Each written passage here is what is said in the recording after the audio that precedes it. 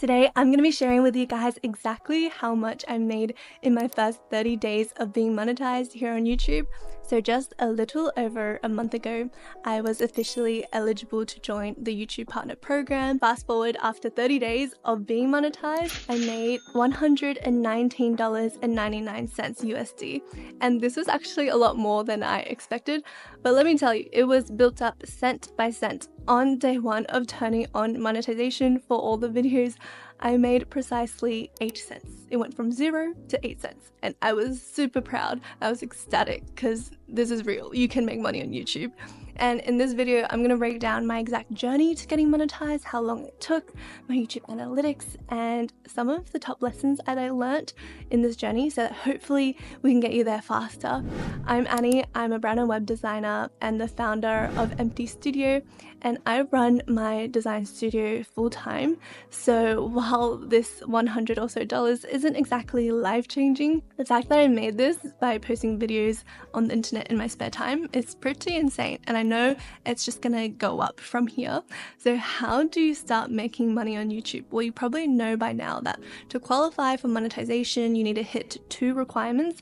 Number 1, 1,000 subscribers, and number 2 is 4,000 watch hours, all in a 365-day window. I hit that requirement in a span of 141 days, which is just over 4 months. And that was also really surprising to me. And out of those $119, vast majority of it came from YouTube watch page ads, and then 4 cents of that total amount came from shorts page ads, which is really not that much. And my average cost per mil, which is how much advertisers pay for 1,000 views on my channel, is $9.17. It's really important to note the difference between cost per mil, CPM, and revenue per mil, which is RPM. So the difference is cost per mil is how much advertisers pay YouTube, and out of that amount, YouTube shares 55% with the creator and they keep 45% themselves. So the 55% that you get is revenue per mil, revenue, the money that you get to keep. So now that we know the difference, I'm going to kind of share with you kind of the range of RPM that people you might know in different channels make, so that you can estimate like how industries and niches impact your RPM. These stats might not be accurate. It is from research from articles that I've pulled, so take it with a grain of salt, but it's roughly in this area. Ali Abdaal, which you probably know in the productivity space, his RPM is probably around the $8 mark.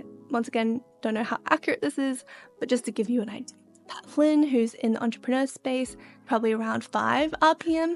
Vanessa Lau, who's in the social media space, allegedly has $6 to $8 RPM. And then gaming and entertainment channels range from $2 to $4 RPM, and entertainment is usually the lowest. And you might be wondering what's the highest niche with the highest CPM and RPM. I'm pretty sure it's finance or real estate, and that could be $10 plus, and I've seen like crazy amounts like $20 RPM. But it's important to also note that this is calculated per video, so every single one of your video will have a different CPM and RPM, and your channel average is like all of those divided by how many videos that you have. So some videos of mine have very high CPMs and RPMs, and for my channel, even though I talk about freelancing, the highest performing videos are actually tech review, so MacBook review, MacBook unboxing, things like that. And so the key to optimizing your channel for making money is not only picking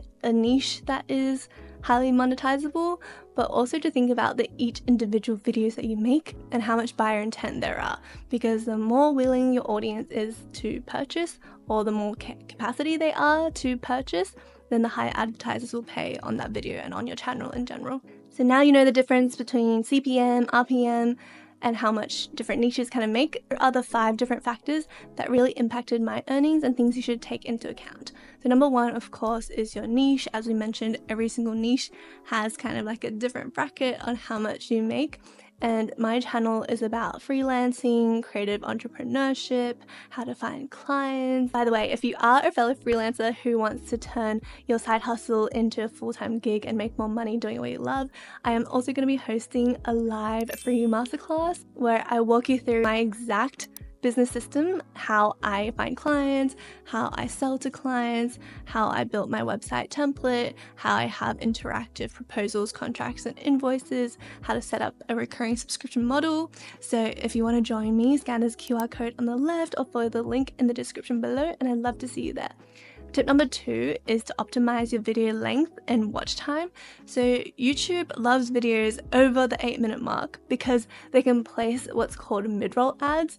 And the more ads you can place, the more money you can make. Sorry guys, for those of you who hate ads, that's okay. You can have the Chrome extension called, I think, ad blocker, where you can block it.